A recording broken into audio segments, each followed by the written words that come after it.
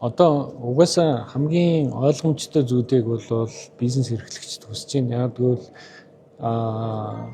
энэ формын нэр нь бол чөлөөт зах зээлийн экосфер буюу орчингийн асуудлыг хөндөж байна. Та хүн бүгд мэдж байгаа манай төсвийн зарлага бол 36 их 80 руу очиж байна. Өөрөөр хэлбэл шууд төсөв өөрөө дотоодын нийт түвшний 32% тэнцэж байна. Дээрээс нь шууд бус одоо төрөөр дамжиж лиценз зөвшөөрлөөр дамжиж хийж байгаа бизнес бол Монголын дотоодын нийт түвшний бараг 80% руу очиж байна. Тэгэхээр бидний нөгөө зах зээлийн эдийн засаг руу хувийн хвшлтээр тулгуурлаж өгчдөг энэ концепцоос бид нэгээд айж ухарсаар байгаад одоо бараг төлөвлөгөөт эдийн засгийн тэр шинж рүү орж эхэлж байгаа. Одоо сүүлийн үед бизнесийнхний хүсэж байгаа зүйл, бизнесийнхний сонирхож байгаа зүйл бол бид нар хувийн хвшил төрийн одоо бизнестэй өрсөлдмөргүй байна. Бид нарт одоо нэг тодорхой эрх чөлөө олгохын боломжийг хангаж өгөөч. Төр бол хувийн хвшлээ өрсөлдөгч гэж нэгдүгээр бити хараач. Ягаад гэвэл бид нар бол бүтээгч. Төр өөрөө зөвхөн бодлогын зохицуулалт хийдэг байгаа ч гэдэг ийм зүйл. Мэдээж төр тодорхой хэмжээний бизнесүүд үлдэх ёстой. Тэр нь бол хувийн хвшлд анхаараа их боломжгүй. Дээрээс нь үндэсний аюулгүй байдал баталгаа хамгаалалттай холбоотой энэ бизнесэл төр их ёстой. Төр бол өнөөдөр хувийн хвшлийн хийдэг бүх бизнесийг бараг худалч хүнд хийж штэ. Одоо сүүлийн үед яригдсан тоо байдлаар хараад үзэхэд бол хувийн хвшил төр бол хувийн хвшлтэй өрсөлдөх компаниудыг засгийн газар болгон байгуулах холбоондоо нэмж байгуулад ингээд өрсөлдөөнийг бий болгоод ажлын байр яг энэ хэмжээгээр ажлын байр нэмэгдэхгүй байгаа хэрнээ төрийн удирдах албан тушаал, төрийн албаны тоо бол эрс нэмэгдэж байгаа ийм зүйлүүд болж байгаа байхгүй. Тэгээд мэдээж одоо номинал юм уу нэрлсэн үнээрээ бол дотоодын нийт бүтээгдэхүүн өсөд идэг. Тэгсэн хэрнээ яг хүмүүсийн аж амьдрал дээр энэ нь одоо яг хаалгаар нь орж ийн үү? Яг нөгөө хэтвчэнд нь очиж ийн үү? Амьдрал нь сайжирж ийн үү гэдэг энэ асуудал дээр бол маш хэмжээний эргэлзээ төрүүлж байгаа ийм зүйл байна. За дараа нь төрж бай ер нь төсвийн бараг ихээхэн хувьтай тэнцэх хэмжээний ингээ хотын төсвүүдийг ингээ харахад маш их мега төслүүдийг ингээ зарлж байгаа.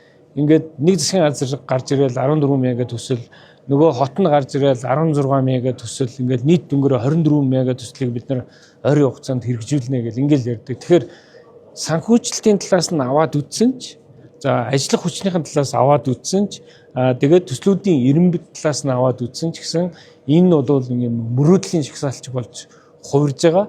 За энэ бүхнээ хийж хэрэгжүүлээ гэдэг эхлэнгууд маш хэмжээний зөрчлүүд үүсэж байгаа. Яг энэ мега төслүүдийг дагсан мега авилгал, хулгай хуулийн зөрчлүүд бол маш хэмжээгээр давмгалж. Одоо ингээд Улаанбаатарт тэгж байгаа ингээд тооцоо судалгаануудыг харахад газар чөлөөлөлтөөр зөвхөн 2.5 их найдын төгрөгийг төсвөлсөн байгаа байхгүй. Одоо мега төслүүдэд явуулах. Гэтэл энэ газрууд бүгдээр төрийн өмч байсан. Бид нар бүгдээр нь эхлээд хувьчилсан. Тэгэхээр ингээд зүгээр байсан зохицуултын боломжоо төр өөрөө байхгүй болгочоод эргээд тэрэн дээрээ бизнес хийдэг. Ийм одоо буруу тогтолцоонууд байгаад байгаа учраас зарчмын хувьд өөрчлөхийн шаардлага байна.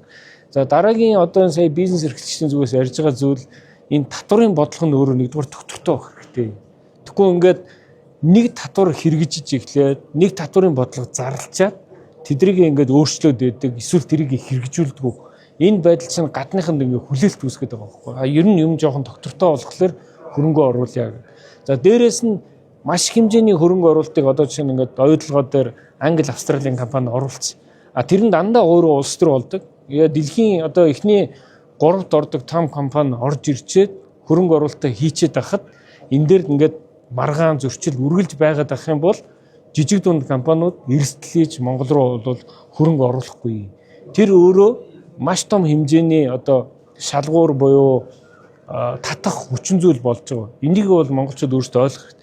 Хоёр том улсын дунд байгаа Монголын газар зүйн байрал чи өөрөө маш хэмжээний хориг саад болчиход идэг. Тэгэхээр бид нар ингээд маш том зах зээлтэй хятадтай өрсөлдөхтэй стратегийн хувьд бол өөрөө нэлээд том байгаа Оросын холбооны урьдтай өрсөлдөхийн тулд маш хэмжээний бодлогын зохицуулалт бид нэр хийх ёстой.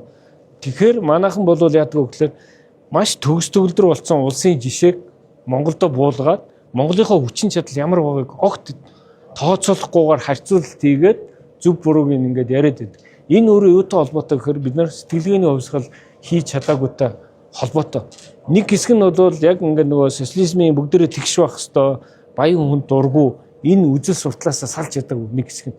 Нөгөө хэсэг нь болохоор бизнесийн үйл ажиллагаанд ерөөсөө оролцоогүй энэ 36 жилийн зовлон жаргалыг ойлгоогүй хүмүүс гадаадд сурч ирчээд яг тэр сурж ирж төгссөн орныхоо амжилтуудыг шууд Монголын өрсөнд буулгах гэдэг ийм маш том хэмжээний зөрүүн дээр хямрал явагдаад байна л гэж бодож байгаа сэтгэлгээний хямрал. Тийм учраас ардчилсан нам засгалж эхэлсэн үеэсээ одоо бид нар 28 он засгалж эхлэх юм бол хамгийн том зүйл нь сэтгэлгээний өөрчлөлт их ёстой л гэж ингэж үзэж байгаа. Тэрнээс биднэрт бол уул уурхайн боломжууд байна, хөрөнгө оруулалтын боломжууд байна.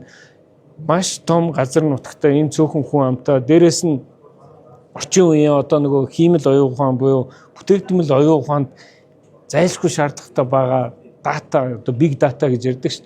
Энэний маш том одоо хадгаламжийн байгууллагууд storage Монголд хийх боломж байна. Эрчим хүч хэрэгтэй, газар нутгийн маш сайн байрлал хэрэгтэй.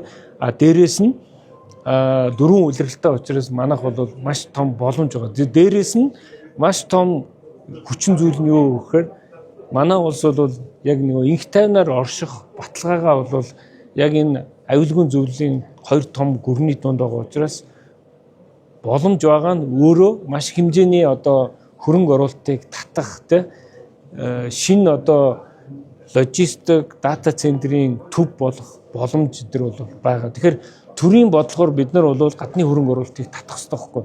Ингэж чадах юм бол бид нар хөгжил дэвшлийн тухай ярих боломж бол бүрэн байгаа гэж хэлсэн. Та 28 онд хэрвээ ирэх байж болох юм бол төрний хувийн хвшилтэд өрсөлдөхгүй байх. За мөн хоёрдугаар одоо иргэд аж ахуйн нэгжүүдэд татврын дарамтчдад ямар арга хэмжээ хэрэгжүүлнэ гэж хамгийн нэгдүгээрт нь бол бид нар төрийн хувийн хвшилж байгаа өрсөлдөж байгаа бүх төрийн өмчийн компаниудыг хөгжүүлнэ. Хамгийн ойлгомжтой зүйл. Дээрээс нь уул уурхайн болон тусгай зөвшөөрлөөр хийдэг бизнесүүдээс бусад бүх татварыг багасгана. Тэгээ бүх татваруудыг бол орлогыг үүсгэр гэж харахгүй бүртгэлийн асуудлаа л гэдэг хардаг зарчмаар бол шилжүүлнэ. Ер нь бол төсөв дотоодын нийтэвчний харьцааг бол 20-оос хэтрүүлэхгүй энэ төвшөнд л аваач. Тэгвэл одоо бол энэ янзаараа явах юм бол одоо бараг 40 руу очих гээд шүү. Тэгэхээр энэ өөрөө хоёр зүйлээр илэрхийлэгдэнэ. Нэгдүгээр төрийн бизнес жижигэрнэ, татварын дарамт, шууд дарамт бол эрс багасна. Энэ боломж нь өөрөө бизнесийнхэнд үйл ажиллагаа явуулах, хөрөнгө оруулалт хийх боломжууд нь шууд нэгдэх ийм зүйл гарна гэдгийг.